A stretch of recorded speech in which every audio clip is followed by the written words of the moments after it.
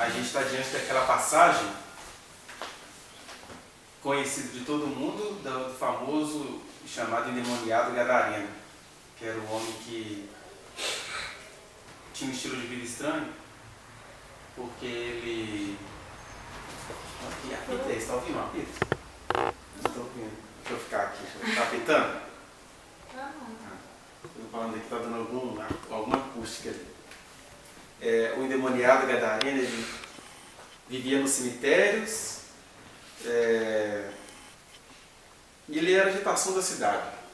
Mas nem é sobre isso que eu quero falar agora não. Se vocês quiserem conhecer a história, vá lá em Marcos capítulo 5, a partir do versículo 1, dê uma estudada, que tem essa historinha toda lá, bem detalhada, e até com aqueles erros de percepções humanas, né? Porque em Mateus a mesma história falam que eram 2 endemoniados, e Marcos fala que é 1.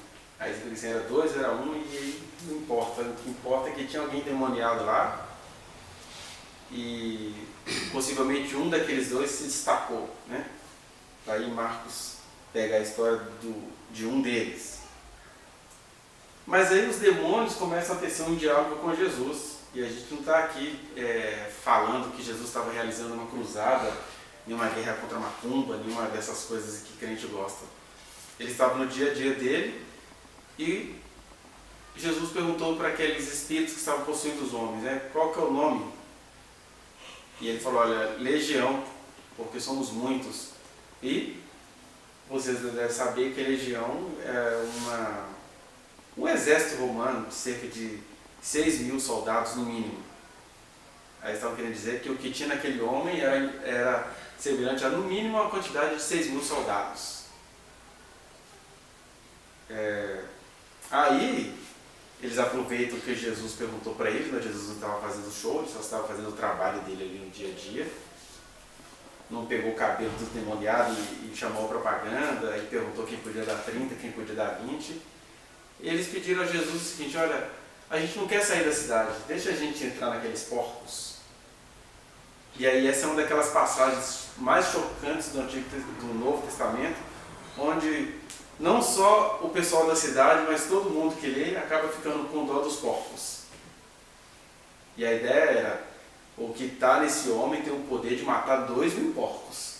Vai ficar sobrando uns 4.000, se a quantidade era verdadeira, né, se eram 6.000. Mas de qualquer maneira, o diabo é o pai da imagem, né? Ele é o pai do show. Então, os demônios que saíram daquele homem, ou daqueles homens, já sabiam que as pessoas gostam de uma treta. As pessoas gostam de um diabinho rondando a vida delas. Podem não gostar de maneira consciente, mas gostam. Porque eles sabiam que fazendo aquele espetáculo, eles iam atrair a atenção, iam desviar a atenção da cidade para a morte dos porcos. Né? E se você for pegar questões históricas, elementos históricos e culturais, é estranho que nos territórios de Israel se criasse tanto porco, porque na cultura hebraica, criar porco era uma abominação. A primeira pergunta é, por que eles estavam criando porco? Segundo, a gente poderia pensar, por exemplo, na questão até biológica, nutricional, porque o porco ele é um animal que está coordenado aos extremos nas mãos dos seres humanos, né? O porco na natureza, ele é um animal, um ser nefasto. Em que sentido? Ele come carniça, ele come lavagem, ele come o que ninguém quer, ele come. E isso não é moralizando a natureza do porco, não. O porco na cadeia alimentar é aquele que come os dejetos. Como o urubu come a carniça, né? Os porcos nos seres terrestres, ou aqueles peixes do fundo do mar que estão ali para limpar o fundo do mar, e eles também comem as fezes de outros peixes. Então não é moralizando o porco.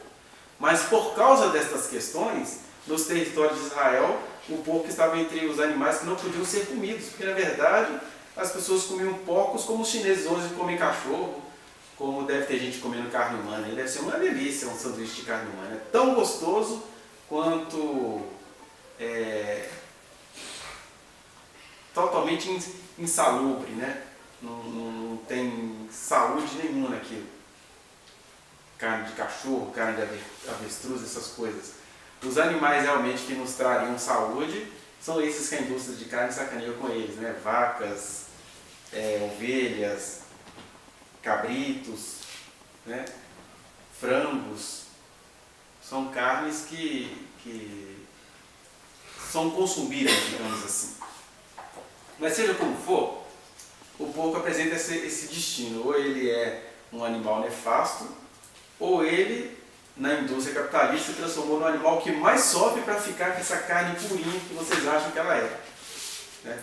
Tudo que a gente come é baseado em bacon, essas coisas todas, é uma comida ainda assim maldita. A diferença é que antes ela era maldita pela natureza, que não era uma carne lá muito boa de se comer pelo que tinha nela, e agora continua não sendo uma carne muito boa de se comer por todas as torturas e covardias de sacanagem que os porcos sofrem da hora do nascimento até a morte.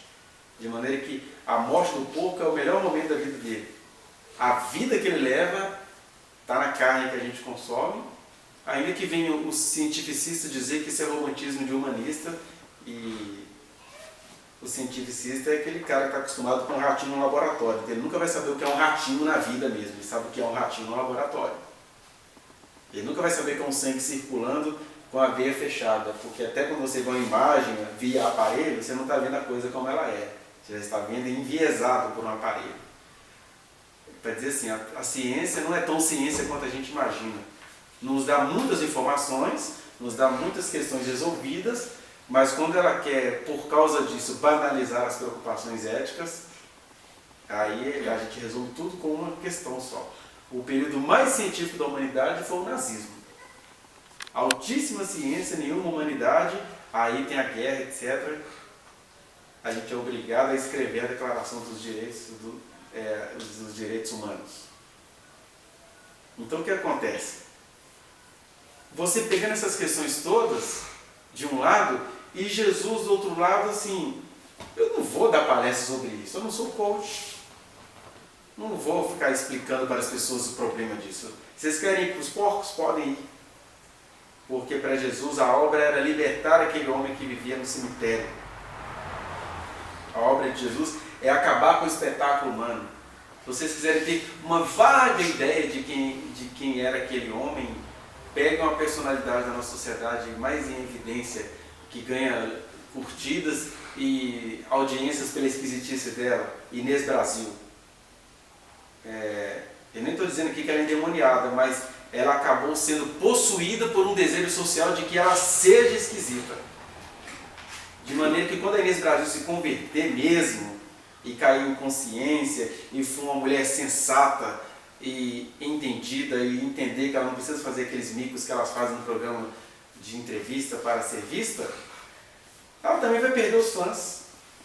Porque o demônio, a presença maligna, a maldade, ela não está só nas características da pessoa que é possuída, ela está, sobretudo, numa sociedade que deseja, que faz aquilo produzir. É por isso que o nome técnico para isso que há na Bíblia, que Paulo chama, é de potestade, né? Que é um poder que está aí solto, espalhado, que ele sabe que ele conta com as nossas ignorâncias, com o nosso cientificismo, com a nossa carência de viver, com os nossos orgulhos e outras coisas. Eles contam com isso tudo. Então os espíritos sabiam que a gente não quer sair daqui porque as pessoas não queriam que eles saíssem dali. A gente sabe disso até lendo o resto da história. Quando o pessoal vê que o ex-endemoniado estava limpo, em bom estado, ainda querendo viajar com Jesus,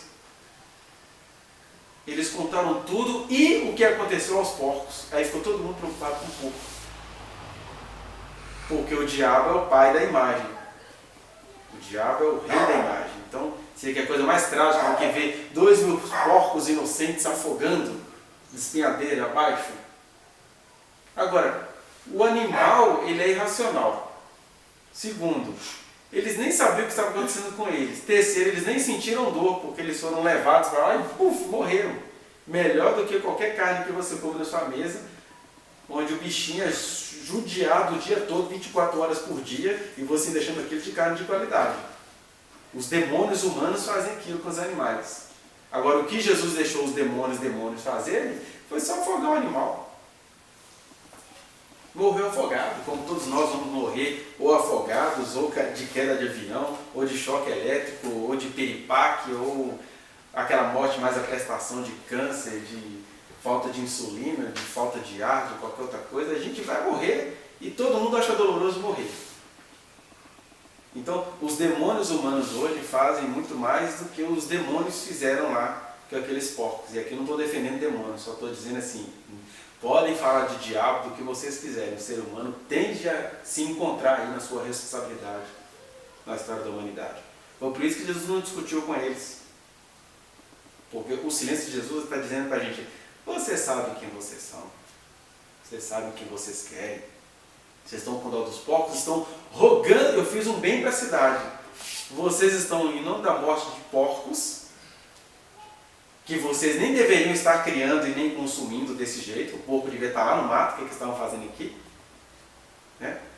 Vamos viajar um pouquinho, porque isso acontece nos melhores frigoríficos do Brasil. O alívio dos porcos, né? Vai saber quantas porcas estupradas, que o ser humano do sexo masculino sem Deus, com Deus já pronto, imagina sem Deus. Ele estupra porco, estupra animal que ele já bate o nível o dia inteiro. Ele faz um monte de coisa ruim com o bichinho. E Jesus sabe de todas aquelas coisas, mas eles implicaram com Jesus, porque Jesus deixou o demônio fazer um favor para os animais, que é assim, acaba com esse sofrimento.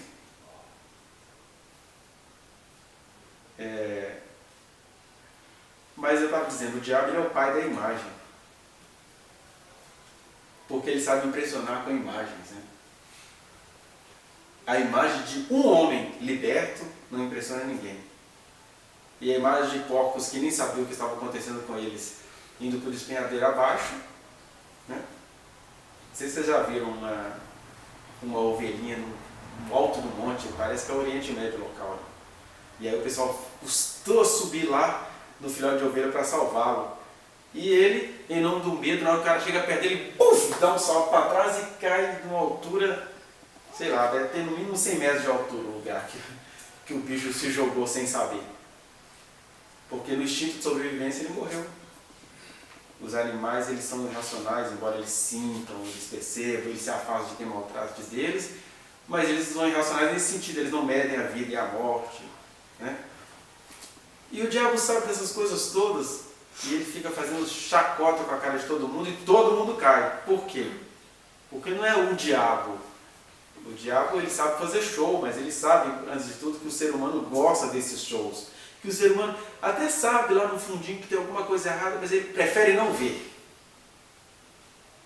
Você não precisa nem falar numa pregação, basta você dizer alguma coisa que vai chamar o ser humano à responsabilidade em qualquer coisa, que as pessoas nem esperam você terminar a frase, já constrói um muro de concreto misturado com aço, misturado com tudo.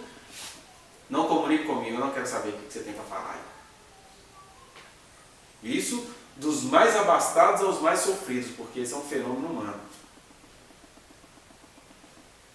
Mas, como a gente está aqui para falar do Evangelho, uma das partes das coisas que o Evangelho nos traz é esse entendimento de que os seres humanos são tão parceiros das forças malignas naquilo que eles fazem, que a gente acaba criando uma coisa chamada de potestade, que é esse poder que é fabricado tanto pelos espíritos malignos quanto pelas malignidades que há nas pessoas, e os principados, que são regiões que esses demônios acabam se sentindo senhores dela, mas é um senhorio que foi dado a eles pelas pessoas. As pessoas é que dão aos demônios a autoridade. E você vê isso muito localizado. Né? Por exemplo, você pode juntar de maneira social muitas pessoas em condições econômicas bem... não é depredado que eu falaria. Condições bem degradáveis.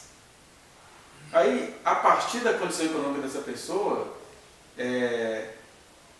ela acaba praticando coisas que a gente acharia escrachadas. Né? Vamos pensar do ponto de vista cultural. Tem duas maneiras de você dizer que vai matar uma mulher. Pode ser através do funk, que é o escrachado, vem de ré que eu te rasgo pelo meio. Ou pode ser através de uma música clássica que fala que eu me senti um bucéfalo, que não sei o que lá, com aquelas palavras todas floreadas, mas estão dizendo a mesma coisa. E há uma potestade para cada uma dessas coisas e isso vai virando realidade social, que não é a humanidade sozinha. Por isso que é uma nojeira uma pessoa que se diz seguidora de Jesus contar apenas com as providências humanas para acabar com os principados e potestades. O que é interessante nessa história é que Jesus ele não acabou nem conversou com o principado e a potestade de Gadara, de onde era o gadareno. Né? Ele não falou assim, eu vim aqui limpar essa cidade, como o crente gostaria de fazer. Ele tinha uma questão com o indivíduo e com todo aquele que o seguiu. E Gadara continua sendo Gadara. Decápolis, que eram as 10 cidades, né? Decapolis, as 10 cidades gregas que se misturaram ali na Galileia, de cultura grega misturada com todas as guerrilhas populares, etc., continuou sendo o que eles eram. Porque Jesus não veio mudar as estruturas humanas do planeta. Ele veio bater no seu coração e dizer, olha, eu estou à sua porta e bato. Se alguém quiser ouvir a minha voz e abrir a porta, entrarei em sua casa, cearei com ele e ele comigo. Agora, o mundo, os principados, os potestades vão continuar. Aí eu estava dizendo, a gente vê isso muito na sociedade, essa questão dos principados, e a gente mora num principado, porque Jesus diz que o mundo jaz no maligno, as estruturas políticas, econômicas, acadêmicas, todas jazem no maligno, elas agem conforme a arrogância humana patrocinada pelo maligno. E a gente vê isso muito bem. E até nesse sentido, uma pessoa que crê em Jesus não deveria nem ficar chateada com as estratégias humanas para sobreviver. Por exemplo, tem gente que faz esses contrastes aí, né?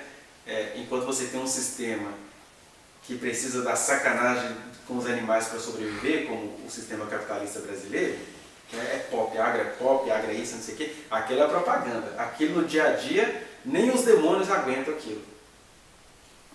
Aí o STF tenta dar um basta nisso, por exemplo, proibindo a vaquejada. Mas que adianta proibir a vaquejada e continuar comendo, sacaneando com as vacas? Mas a ideia deles era essa, a gente proíbe aqui, e aí vai chegando lá e vai expandindo aos pouquinhos. E num mundo que jaz no maligno, a gente não tem como fazer ninguém deixar de comer carne. Eu, por exemplo, não sou vegetariano nem vegano. Agora, politicamente, a gente poderia, por exemplo, fazer o seguinte: Marina Silva, você é crente em Jesus? Fala em sustentabilidade, é verdade? Então, só uma coisa te falta, Marina Rica. Ela nem é jovem rica, né? Eu estou zoando aqui. Marina, uma coisa te falta. Propõe que quando você ganhar para presidente da República, toda a produção que envolva animais para o consumo humano vai ser transparente, do nascimento do animal até a morte. Aí alguém vai gritar, e o nosso lucro? Mas aí quem pensa em sustentabilidade não vai pensar em lucro. Ou o lucro vem com a sustentabilidade, ou não vai ter lucro. Porque a primeira coisa que ia acontecer é que o consumo de carne ia cair um pouquinho, mas as pessoas não iam deixar de consumir por isso, não.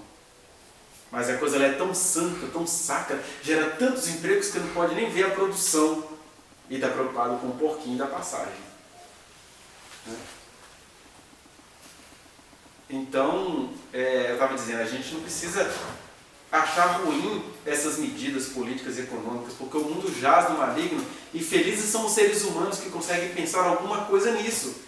Então, por exemplo, enquanto a gente fica aí preferindo não questionar esse sistema que mata tudo e todos, aí você fica vendo compartilhamentos, né? Por exemplo, o fulano falou que tem algumas medidas aí para poder a população se revoltar contra quem produz isso. Aí, Deus não é a favor dessas coisas, não. Deus não é a favor nem de uma coisa nem de outra, mas Deus entende quem está em uma e quem está em outra. E para ambos ele pergunta, qual que é a sua diante de mim? Por que eu estou passeando um pouquinho nessa questão política, social e até urbana, né? Porque nós, por exemplo, moramos em algum principado. Eles se manifestam em alguns lugares. Né? Talvez os principados de uma favela, por exemplo, fiquem mais claros no ponto de vista da mídia, porque ainda tem isso, né? Às vezes os moradores de uma favela, a maioria deles são pessoas tranquilas, honestas, trabalhadoras e oprimidas. Mas a meia dúzia que apronta todas é que sai todo dia. nas mídias, porque as mídias são médiums, né? Elas são tão mídias, tão meio de comunicação quanto médias, elas vivem dos demônios, da catástrofe, da tragédia, de maneira que você fica pensando que é na favela que acontece assédio sexual, porque o cara do Mangabeiras ele tem dinheiro para esconder o assédio que ele comete. Ele nunca vai ser descoberto. É um outro principado lá. Tem principados que agem no meio de religioso, né? Nunca vai manifestar de demônio, porque ele está tão parecido com o demônio que o demônio nem quer se manifestar nele. Um daqueles que Jesus disse, né? Nunca te conheci. Mas a pessoa nunca cometeu uma imoralidade. Mas nunca teve amor, nunca recebeu ninguém, zombava de todo mundo, não sabia reconhecer o Senhor nos seus caminhos. Aí pensando nessa questão da potestade, do principado, estava pensando aqui numa situação no sentido amplo, né, que está acontecendo no Rio de Janeiro, por exemplo, essa ocupação. E tem aí medidas políticas, intenções políticas das mais macabras. É uma coisa interessante como a história no Brasil se repete, né? Porque o cara que ocupa o Planalto, que propôs a ocupação das favelas do Rio, é o mesmo cara que provocou a violência no Rio na década de 80 para se tornar o governador do Rio. Hoje ele está com os cabelos branquinhos e ele está lá no Congresso. Ah, mas o que isso tem a ver com a palavra de Deus? Tem a ver com o fato de que eu quero que você assista comigo hoje, já estou falando até demais, são 25 minutos, do depoimento de alguém que conseguiu traduzir isso e vivenciar isso. Eu já vou adiantando para vocês. Tudo que vai ser falado ali, você não precisa acreditar, mas eu vivi aquilo tudo, participei daquilo tudo, torci por aquilo tudo que vai ser falado ali, então não tem mentiras ali não. Ali eu era adolescente, em algumas situações era criança, ouvia essas coisas aparecer na TV, nas mídias, eu não sabia do que se tratava, mas com os meus 16 anos, tudo ficou muito claro para mim e eu comecei a entender de fato o que é esse principado, essa potestade. Mas a pergunta é, por que a gente está ouvindo isso aqui e vai ver aquilo ali? Porque a pergunta que eu gostaria que a gente fizesse, em meio à nossa vida, em meio às nossas festas, em meio a um monte de coisa, a gente precisa se perguntar e a gente precisa perguntar para o Senhor, eu estou deixando esses principados comandarem a minha vida? Eu estou deixando essas potestades fabricadas por pessoas e demônios cegarem o meu ser? Porque Jesus veio pregar às pessoas e elas estavam completamente cegas. E o apóstolo Paulo, mesmo batalhando, chega uma hora que ele desabafa nas suas cartas, né? O Deus deste século cegou as pessoas para que elas não compreendam qual é a condição delas. De maneira que ser crente, de um lado é um milagre, porque Deus te deu a alegria e a graça de não pertencer ao Deus deste século, mas é também uma batalha constante, porque no fundinho todo ser humano gosta do que o Deus desse século está tentando trazer. E isso é tão poderoso que aquilo que eu não consegui traduzir para vocês aqui agora, vocês vão ver traduzido ali com um aviso. Como nós estamos falando aqui que o diabo é o Deus da imagem, que a potestade, ela consegue contar com as nossas preferências pessoais, então o que vai aparecer ali eu já sei, não é da preferência de vocês ouvirem. Segundo, a forma como a coisa vai ser falada ali também eu já sei. Não é do jeito que você queria ouvir, porque não tem imagem. Na melhor das hipóteses é o Dumbledore. Dumbledore? Como é que é o nome aqui, velho lá? Dumbledore. Como é que é o nome? Dumbledore.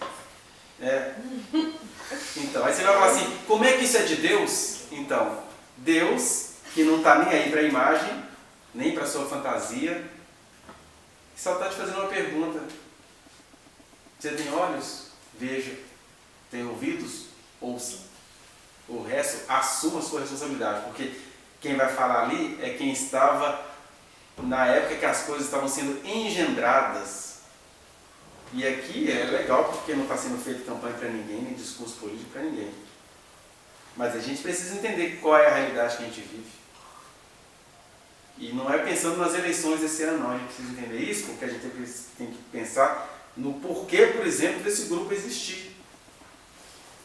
Porque eu já sinto, por exemplo, as potestades falando assim, isso, faz assim, é assim que eu gosto, mais do mesmo, vai ficando cego, mas não, cego não, é gostoso.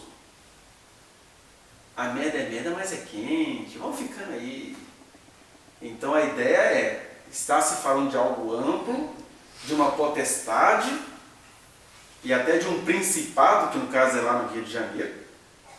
Mas a ideia é você pensar o seguinte, aonde é que você está deixando essa potestade mandar na sua vida? Não a potestade do Rio de Janeiro, a daqui mesmo. Qual que é a potestade daqui? A minha fé em Jesus. Eu confio em Jesus, mas eu preciso fazer alguma coisa para isso valer. Isso é uma potestade terrível. E de fato, todos nós precisamos fazer alguma coisa para isso valer. Mas não são essas coisas que a gente pensa. São as outras coisas. Aquelas que Jesus falou, que a gente tem falado aqui em todos os encontros. Né? A segunda pergunta é, eu sou de Jesus, mas eu estou onde Jesus quer que eu esteja? Isso é um desafio para mim, eu estou disposto a perder todo mundo aqui, se todo mundo aqui descobrir que não está no lugar que Jesus deseja que está. Terceira pergunta, eu estou em Jesus, mas eu estou sendo responsável em relação à revelação que Jesus me deu? Eu estou me enxergando diante dele? Então, para a gente aprender a fazer essas perguntas, porque foram essas perguntas que eu fiz quando eu vi e ouvi isso essa semana, é para você fazer essas perguntas que eu vou fazer aqui. Como eu sei que isso é uma questão espiritual, talvez os cegos continuaram cegos, os surdos continuaram surdos, e tudo será disfarçado com sonos, cansaços e irritações, etc. Mas o Evangelho é isso também, encarar essa humanidade. Eu estou falando de sono aqui, estou falando de alguém que esteja com sono porque já veio com sono novo. Quem trabalhou o dia inteiro pode estar com sono.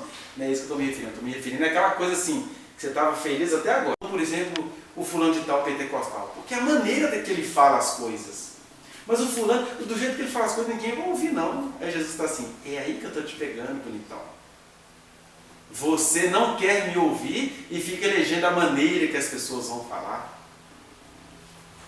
E comigo a conversa é uma só. Quem tem sede, vem a mim e beba. Mesmo que tenha de ser por um meio que não te seja apetecível a princípio. Quem está ali sou eu. Se você não está me reconhecendo ali, o problema não está ali. Porque quem tem ouvidos vai ouvir e vai entender. Quem não tem vai falar, aquilo é uma seita, não volto mais lá. Muito bem, seja sincero, por favor. Eu não quero que ninguém que ache que isso aqui é seita, volte aqui.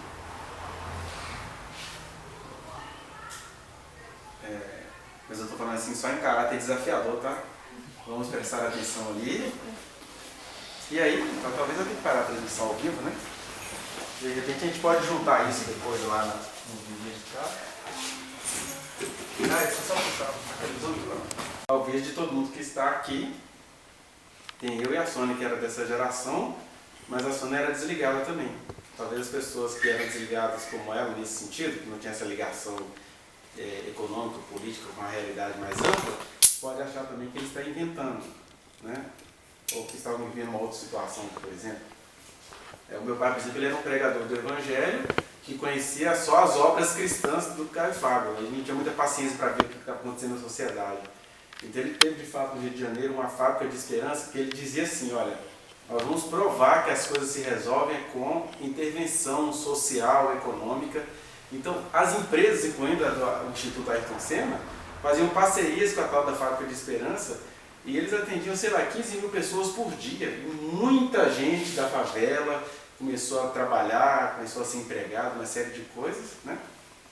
Até que isso tudo veio à tona quando ele precisou divorciar. E o pessoal tem ódio dele até por uma questão, por exemplo, ele era o pastor Caio Fábio, famoso na época. Aí, digamos assim, se como um pastor, diante de tudo que ele fazia, ele tinha uma renda mensal de uns 8 mil reais, mas era um cara que viajava o mundo inteiro, né? Você vê o Marco Feliciano, em 2008, cobrava 6 mil para pregar por hora. Em 2006. 6.000 por hora.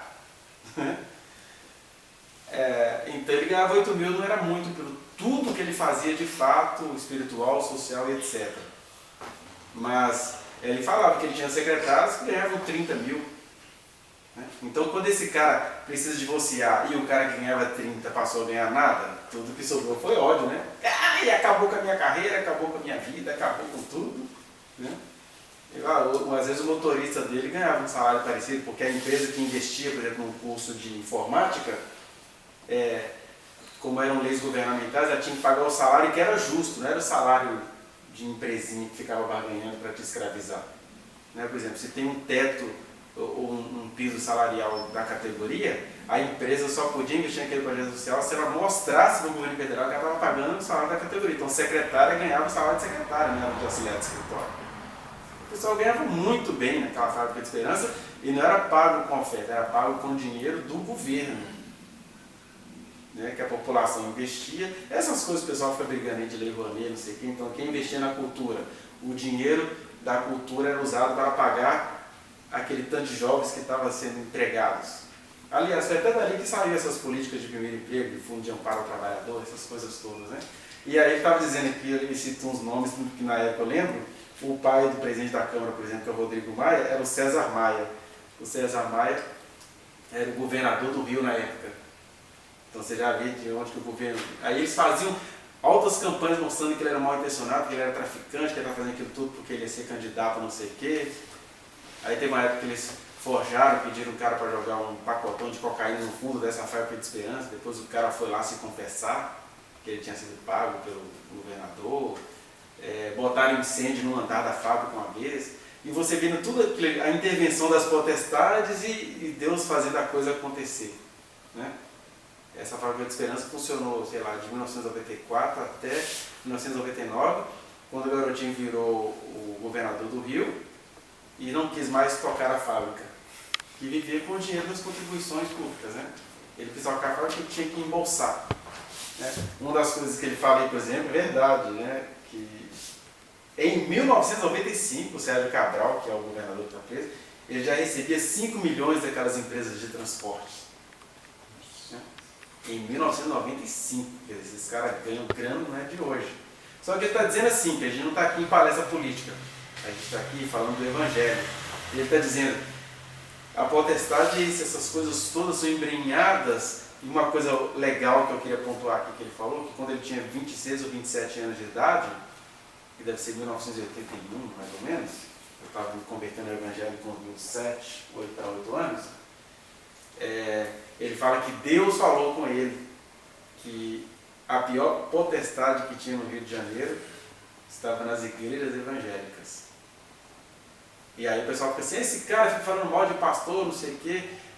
Deus falou com ele. Ele é discreto em relação a esse Deus falou, porque como ele é uma figura pública desde sempre, tão pública que as pessoas nem acreditam, não sei se você sabe, mas está lá no meu canal do YouTube, ele esteve preso aí, ficou 4 dias na cadeia em Brasília. Aí foi aquele tumulto lá, mais engraçado que ele ficou preso 4 dias, não teve nem a cabeça raspada nem a barba tirada, porque o pessoal que foi prender falou assim, a gente só está cumprindo uma ordem, porque né, não ia fazer nada com você não. E aí ele... Uma ordem que não tinha sentido. Que não tinha sentido. Que tinha a ver com o dossiê Caimã, né? Que na época o pessoal aproveitou da imagem pública dele, e ele, claro, já fragilizado com as trambolhas do casamento, ele estava no fim do casamento, caiu naquela, que a gente é arranhado, né? Jesus disse que quem trabalha de verdade pode cair numa emboscada mesmo. E ele, que já estava ruim emocionalmente falando, caiu naquele conversa do dossiê Caimã, que provava que o Fernando Henrique escondia dinheiro na ilha Caimã. Mas o Fernando Henrique sabia tanto do caráter dele, que ele foi lá defendendo. Não, o pastor não tem nada a ver com isso. Ele nunca botou a mão em uma grana daquilo, mas ficou parecendo que o pastor... Né? Aí também Deus deixou essas coisas acontecerem, que era para ele sair desse cenário da potestade do Rio de Janeiro. Porque de fato foi isso que aconteceu. Ele saiu do Rio de Janeiro e se mudou para Brasília. Porque com aquela potestade lá, ele nunca seria o Caio Fábio da internet, que o pessoal do Rio de Janeiro não ia deixar. Né? E aí a gente não está se referindo aos cariocas, a gente está se referindo às pessoas aos demônios que se acham donos de lugares, de instituições de igreja, etc. E essas lideranças. Basta vocês verem o que aconteceu de lá para cá.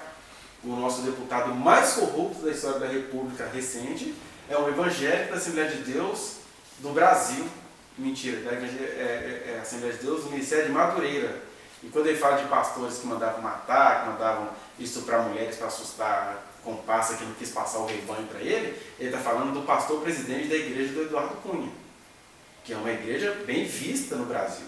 Se aposentou na política, o pastor Manuel Ferreira, maçonzaço. E ele tem um filhotinho dele lá, Samuel Ferreira, em São Paulo. Samuel Ferreira é aquele que aparece na internet chorando, falando em línguas com o pé cheio de dinheiro. E jogaram lá no nome de Deus. É o Samuel Ferreira, filho do maçom sacana do Brasil, evangélico. Você vai dizer que isso não é uma potestade? Né? Então, aí tem coisa que Deus tira de lá. Por exemplo, para fazer minha obra vai ter que sair de lá. Mas é engraçado, Deus não muda a realidade socioeconômica. Mudou enquanto ele estava lá. Muita gente, por exemplo, ele tinha um ônibus chamado Sopão da Solidariedade, que as bandas famosas da época, que na época já tinha Oficina G3, Grupo Semeando, Atos 2, etc., eles faziam shows para os mendigos, não ganhavam nada com isso. E muitos mendigos que tinham no Rio de Janeiro saíram da sarjeta, porque o Evangelho faz isso. Né? Mas era uma coisa assim, o Evangelho é poder de Deus que fez ele chamar a atenção da sociedade para fazer isso. Só que como potestade é potestade, aquilo não ia durar a vida inteira. Porque nem com Jesus durou. Não é? As potestades deixaram Jesus agir durante 3 anos e meio. Mesmo Jesus dizendo, olha, a minha vida eu a dou, ninguém a tira de mim. Mas as grandes e maravilhosas obras que ele fez não passaram de 3 anos e meio. Porque o mundo jaz no maligno. Mas para que eu preciso ouvir isso então? O que eu vou fazer com isso? O mundo vai continuar jazindo no maligno, ou jazindo? Vai continuar morto no maligno. Agora, o que Deus quer em nós é ser mudança em nós. Talvez não seja uma fábrica de esperança, que ali ele negociava com coisas muito poderosas. Mas Deus quer não acabar com os principais potestades, mas alguns de repente até deu essa vocação ampla, como deu a ele, a nível nacional e até internacional, desbancar algumas coisinhas, ou pelo menos abafá-las por um tempo, porque os pastores corruptos do Rio ficaram todos abafados. Foi só ele sair de linha que um dos maiores pastores, que é pilantra desde sempre, apareceu e está aí até hoje. E dizendo em entrevistas que o Eduardo Cunha é um dos homens mais inteligentes que ele conhece, e apresentando eles em congresso, dizendo, o nosso irmão está ali. Né? Então, esses caras apareceram todos quando Cristo nele foi crucificado, porque Cristo em nós é crucificado todos os dias, a gente não precisa ter esse medo de perder, porque ele nem perdeu, ele ganhou. Ele teve essa chance de falar do Evangelho sem ser nessa ninhada de cobras, né? Ele está lá sozinho, dele no jardim. Né? Ali, inclusive, que eu acho que vocês vão ver no começo da gravação, ele estava num bar de um hotel, porque nessa semana ele está viajando a Israel com o pessoal. Deus deu a eles também amigos poderosos, né, que tem muitos recursos, e fala assim, cara, vai viajar com a sua mulher, toma aqui. É gente que dá isso para ele, mas ele nunca pediu, nunca falou, olha, na qualidade de homem de Deus, você tem que confiar no homem de Deus, patrocine o homem de Deus. Não é isso. Tá vendo? Tudo é possível, tudo pode acontecer, e a gente também não precisa perder a simplicidade, não precisa concordar em tudo que ele falou aí referente ao Evangelho e à realidade política e social que ele viveu. Eu fui testemunha ocular e ficava na televisão torcendo para aquilo acontecer. E acontecia. Agora, talvez algumas impressões políticas que ele tem sobre o Brasil atual, né? Eu não concordo com tudo, mas a gente está falando aqui do Evangelho, em relação ao Evangelho. É o cara mais impecável que eu conheço até hoje no anunciar o Evangelho. E eu falei isso aqui porque eu queria que você levasse isso para o nível pessoal, particular. Porque hoje ele é amado e odiado, mas ele não traiu a vocação que Deus deu para ele. Tanto é que ele continua para frente, pregando, e está aí, lá, fazendo uma viagem, né, pelo grupo que achou que poderia ouvir o Evangelho através da boca e dos lábios dele, né? Agora, o que Deus quer é que cada um aqui se comprometa, cada um aqui ou de qualquer lugar que esteja me ouvindo, que se comprometa, não se baseando nos outros para abraçar ou para rejeitar, mas abraçando nessa vocação, naquilo que Deus te falou, né? Agora eu acho legal isso que quando ele conta aí anos depois, né, que Deus falou com ele que a pior potestade que tinha no rio. E quando ele fala, não sei se vocês perceberam a sutileza dele, porque eu não gosto de enfatizar isso. Quando ele fala assim que Deus falou comigo, ele está falando que o Espírito Santo falou dentro dele de maneira mística. Ele não gosta de dizer isso, mas ali ele teve que dizer, né? Porque de fato ele nunca quis ser seguido por ouvir a voz de Deus, diferente do outro lá que é carioca, né? Ele é carioca, aquele que anda com uma bata, que amaldiçoou todo mundo que não acredita nele, não é com dele? É tipo um ribombo gospel, um grandão. É aquele que está ali. É aquele que quando você não acredita, ele derruba você, te mata. Aquele que... Se eu não sou filho de Deus, Isso, é isso aí. se a palavra de Deus não veio sobre mim... Pois é, a potestade está ali, ó, ganhando muito dinheiro, viajando muito, etc., mas em cima dos incautos. Por isso que ele não gosta dessa história. Eu, como homem famoso, vou ficar falando que Deus falou comigo, mas é um cara que eu sei que Deus fala nesse sentido que vocês dão ao termo. Seja usando alguém em profecia, seja tomando ele em profecias, falando dele com ele mesmo, né? Mas como o Brasil vive de fetiches, para ele não é interessante nem prudente ficar tendo transes em público. Mas o que eu estou dizendo é isso, que tem muita gente aqui que ouviu essa voz de Deus e que se faz de cego, se faz de tolo. Aí eu ouvi, mas deixa eu viver primeiro. Aí eu ouvi, mas eu quero ficar aqui.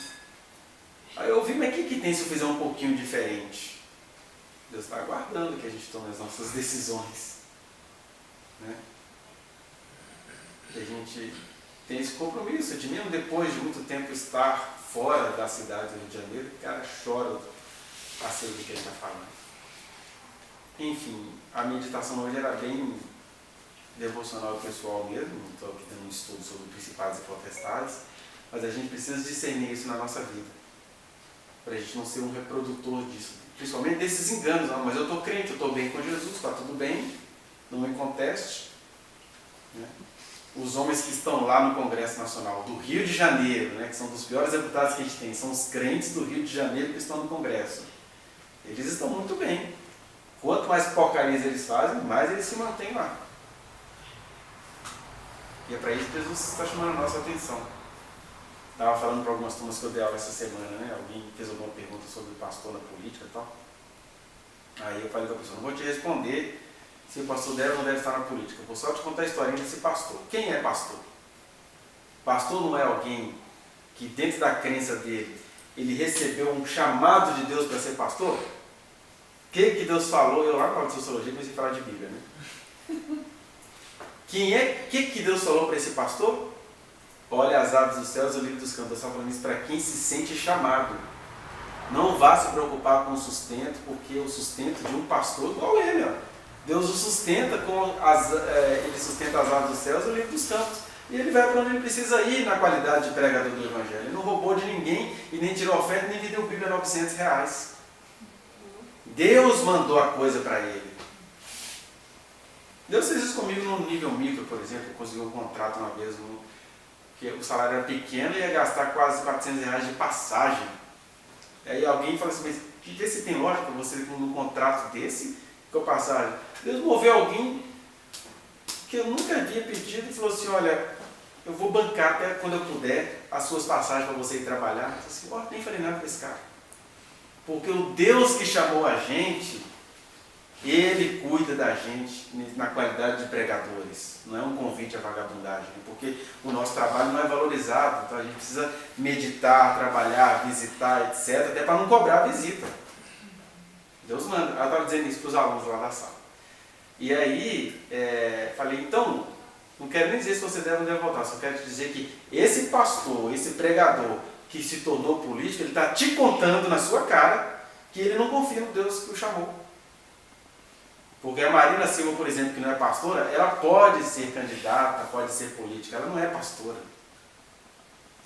Agora, um pastor, pregador pentecostal, famoso, etc., que pegou essa fama e virou político, ele está te contando que ele não confia no Deus que o chamou.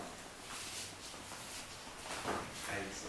Entendi, professor, entendi. E é isso que está acontecendo no Brasil, né? É legal que se ele quisesse, ele viraria político, mas ele estava fazendo era a obra do Senhor mesmo. Seria um crime ele virar político. Viraria político e acabaria milionário e muito bem sucedido. Mas prudência é prudência, entendimento é entendimento. Quem ouviu a voz de Deus, né, não vai conseguir ser um ministro do Evangelho cuidando dos negócios humanos. É para essas pessoas que Paulo falava, né? Ah, não, o exercício físico para pouco aproveitou. Deus está dizendo assim, se eu te chamei para pregar o Evangelho, por que você está tirando a hora de pregar o Evangelho para fazer exercício físico? Mas isso é para uma pessoa bem específica, como Timóteo. Né? Não é pecado quem pode fazer um exercício físico, não. Está falando dessas coisas da vida que te tiram do que ele chamou.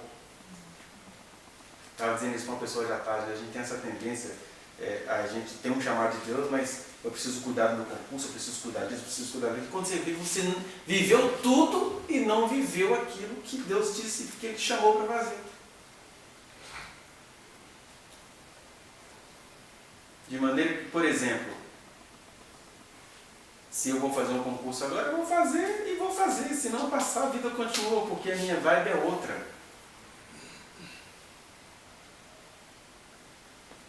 Mas eu estou falando aqui da minha história, falei aqui da história dele.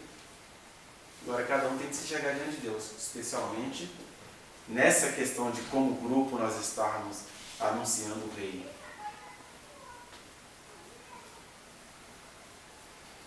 Bom, é isso, acho que a gente já ultrapassou demais. E espero que o Dumbledore tenha pegado em alguns corações aí, porque no final das contas é a voz de Deus assim falada no fundo de um boteco que acaba fechando. Ficou bem retratada a situação política e social do país, mas mais do que tudo, a situação espiritual do Rio de Janeiro. Vocês entendem por que aquilo ali não vai resolver nada, e ainda aquilo ali vai ser apenas um instrumento para a podridão continuar a nível nacional. Aí nesse caso eu espero que aquelas profecias que foram faladas, que o terremoto ia dividir o Congresso no meio, etc., tudo simbólico, que se cumpram, porque essa é a nossa saída. Porque às vezes não dá nem Deus para conversar nem com as classes oprimidas, porque as classes oprimidas vão votar naquilo que ele disse que vai ser votado. Às vezes não tem conversa, é Sodoma. Sodoma é isso. É quando toda uma cultura perdeu a capacidade de conversar. É intervenção divina, é fogo do céu, e os fracos que forem queimados nesse fogo já estarão salvos. É porque não dá para conversar mesmo. E aí, nem acha que esse terremoto vai ser literal. Estou falando um terremoto mesmo, nesse sentido, assim, daqueles assim, o Aécio foi preso, já o terremoto está acontecendo. Por enquanto ele está arriscado a virar governador de Minas de novo. Uma potestade que vai mantendo isso lá. Né?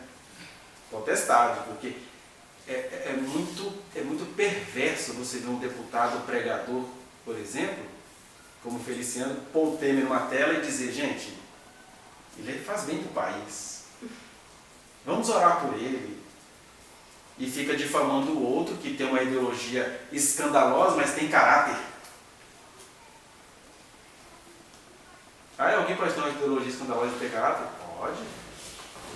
Jesus tinha ideologias escandalosas. Ele chamou uma mulher que já foi casada 5 vezes para evangelizar uma cidade. Mas ele e ela tinham caráter. Jesus jamais chamaria um fariseu para pregar o evangelho de Samaria, porque o fariseu tinha moral, mas não tinha caráter. E é nesse hiato aí que a gente tem que discernir as potestades. Mas a potestade é tão terrível que o Deus desse século cega os olhos dos incrédulos, mas a gente tem que entender o que é incrédulo. E incrédulo são crentes que não creem.